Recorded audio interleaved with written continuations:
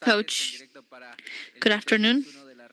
And Directo for 51 Guatemala. I wanted to ask you first how you analyzing the climate conditions in this sector of the U.S. Was this a factor, let's say, to change the training time? And what do you think about the Guatemalan selection and team? And what are they doing? So, Nicolas Amayo, I wanted to make the most of this. I know that you are now the national selector, but we are discussing your future. Have you analyzed something? Are you going to wait until the end of the Gold Cup? You, as the national of Nicolas Amayo, how do you see your legacy? Hi, like you're saying, my mind is entirely focused on the national team, personally speaking. I do think about my future, but this is not something I've considered already. I'm still considering my choices, but my priority is to stay abroad. Well, again, we need to adapt to the weather, right? We try to train during those times where the heat is less. And luckily enough, tomorrow we get to play at night at 9 p.m. and it's the same case for everyone. We just need to adjust and adapt in the best way possible. Edgardo Vialde from RPC Radio Panama. So, what is the type of Panamanian selection that you're looking for to change your tactical model? And I know that you also played in the Final Four in the past, that this is going to impact on Guatemala, Panama. What do you expect from Panama, from that Panamanian team that you're going to face? Well, I've mentioned this many times. For a long time now, Panama is the best team in Central America and the Caribbean. And we know that it is at the level of Mexico, US, and Canada. They have played two final matches. They lost 2 years ago versus Mexico, right in the finale. So it was, of course, at we are well. We see them at the same level. So we saw that they changed their tactics versus Guatemala. They were more offensive in 21 minutes. They were scoring 4 goals. That's the type of team they were expecting. A lot of mobility with offensive education that they've always had. They got a great team, great coach that has been working with them for a long time. Many players playing in Europe, many in South America. Well, we had Fariña and Londoño. They were playing in Guatemala as well, if I'm not mistaken. So yeah, they have great top players. So we expect a very tough match. It is not impossible to win, but we know that they're a strong opponent. The only, well, good piece of news is that Carrasquilla is not coming. I think that he is a great player. So Waterman and Fajardo, they're not coming either. We have faced them in previous matches. They have a great team, and I think that they're the favorite teams to win this Gold Cup. How are you doing, Sir Tena? This is Rolo Chua from Teleport, and Nicolas, good afternoon. So we all know that everyone really likes Panama. They have been working a lot over the past years for the sake of their own soccer, but we have Guatemala under league and another thing that is coming in Panama. So what are the strengths of Guatemala to try to really win over this fight in tomorrow's match and in this rounds as well? Well, we know that they have great quality. Their players have great quality, so they have top quality, more quality than we expected. Again, so well, they have a lot of credibility as well, and that's why they're not living that much. So they have character and versus Jamaica. So we have a very united team, very healthy. So we try to have the best tactical game as possible based on the days that we have. Of course, that's not just a one time. But basically, it's the quality and the character of the player. Carlos. Hello, Coach Nicolas. Carlos Manin from Ciudad Deportiva. Coach, 2 questions. Well, we as a press, and we have been surprised by the tactical game that we see. So we have only seen you play versus Ramirez and Cristian Torres. So do we expect something like that, or are we excited to see those tactical variables surprising. And to Nico, this is a determining match, saying that if you win, you're going to get to the next round, and then how much is everyone going to play? Let's say, just like you played in Carson, most of them were from Guatemala. I think that it's a very important match, like you said, for a positive 3 point match. With that, well, you're gonna get into the next round. So that's something that we are always trying to seek, right? What if we do it versus Panama? Like he said, well, it's going to be a little bit complicated, and we have to do things the right away, and just like we did it with, well, we are in the field 11 versus 11, so we know that in soccer anything could happen. So, well, we have mentioned this many times, and I think that it's important that, well, like we discussed this in the bus, they make us feel like we're locals, to be honest. That's how the Gold Cup was like. And I think that this is even more so because of the situation that's going on right now. So we have to be really thankful to the people. We know that we had sold out absolutely. So it's going to be such a show, a spectacle, and for us to be able to really give them a good show. Well, right, we always have changes. We'll just try to keep the same structure. And it is also true that we have a lot of, well, wear and tear as well. And we have a very comprehensive type of players in the mix. Rica Benitez for Chicas Deportivas and Shot Deportivo in Panama. So, Nicolas, after this win versus Jamaica, you said that, well, Guatemala is ready to win 11 versus 11 on the field, on the pitch. What is that differentiating factor for what you said, let's say, in the Gold Cup again? Let's say the Caribbean. To be honest, I think that everything that we discussed during the week, we got it. And like he said, I think that if we see player versus player, Jamaica had more players abroad in other leagues, but in the end, well, like I've said, I think that the goals that we've seen are, well, that we need to classify in a round. So again, that's one of the strengths that we have in here.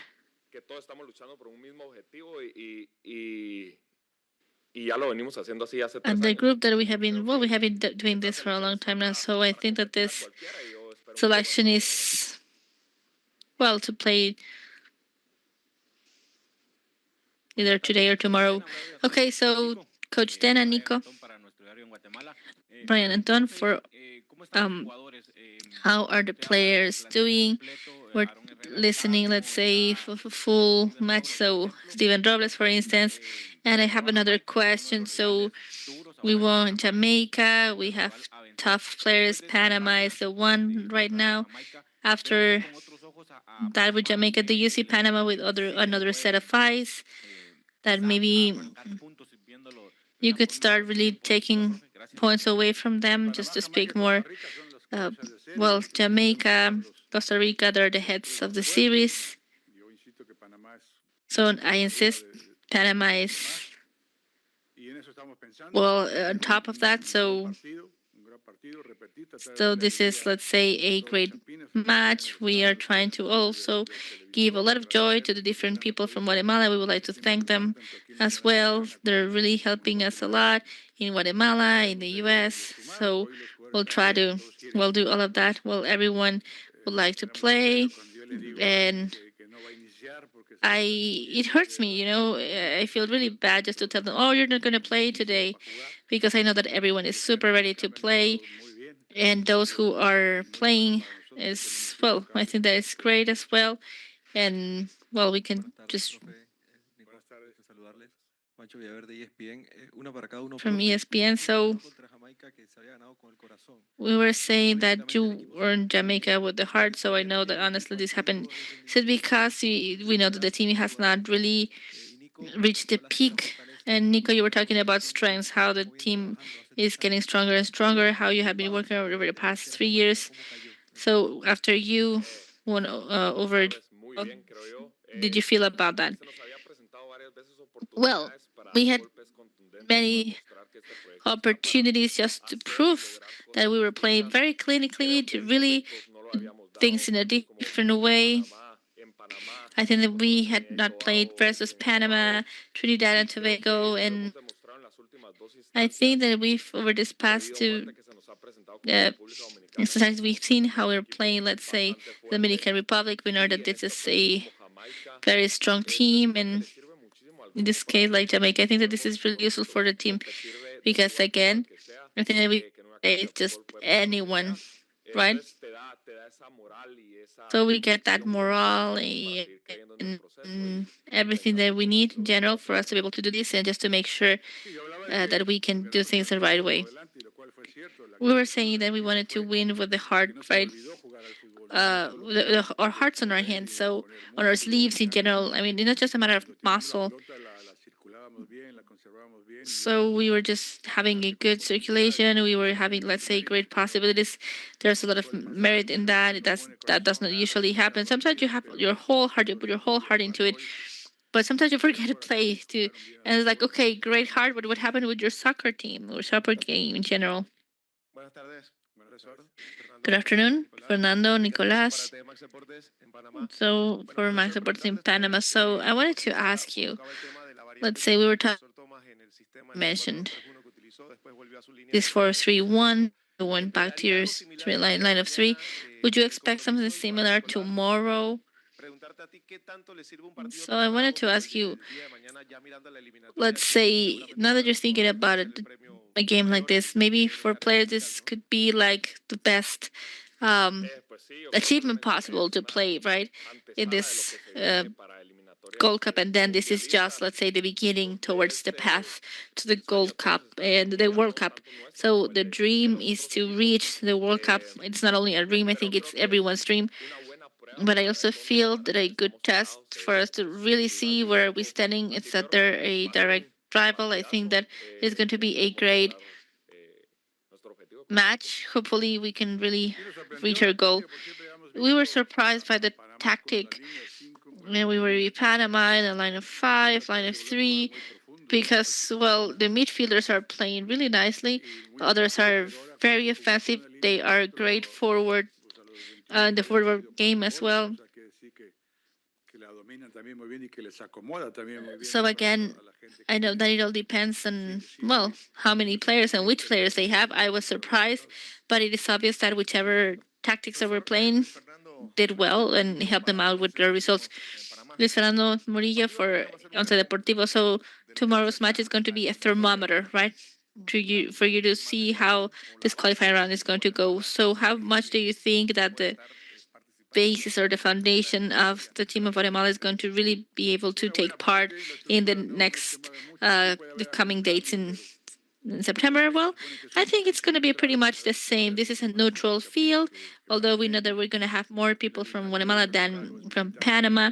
In this qualifying rounds, you may play as a visitor or as a local, but I mean circumstances may change. But in addition to that, well, we know that really the lineup of our team is not going to vary greatly. It varies more based on the circumstances and also based on what we see tomorrow. So online, Orlando, Castellan. Thank you. Good afternoon, everyone. Good afternoon, Nicolas, Luis Fernando. I have a question to each and every one of you, Nicolas. Tomorrow, it's a key match for both teams because whoever wins tomorrow is going to be virtually, with a foot on the next round. In addition or beyond being just a tie, do you feel that tomorrow's match is going to be really tight, meaning everyone is going to go out and play to win? Is there going to be a very small difference in terms of goals?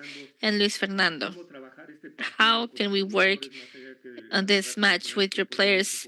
Well, we know that you have a lot of, well, heart and a lot of soccer. Because we had a lot of, well, soccer in Guatemala, but how can we motivate them so that they can give over their 100% facing a selection that is having a great play, let's say, over the coming years?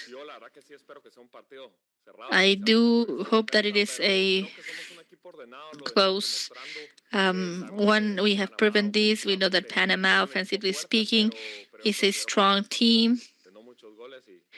But well, we know that it doesn't have a lot of goals and it is going to be close-ended. So the motivation in this case, I don't think that we need to get really concerned about it because Guatemalan, well, players want to transcend, right? So they're just training, they're doing a lot of matches. So in addition to that, they have to go out on the field and they need to see the stadium all full and to see how we're all doing. So I think they're all helping us out. They're doing a great job. Okay, last question, Ignacio Araujo. Ignacio Araujo,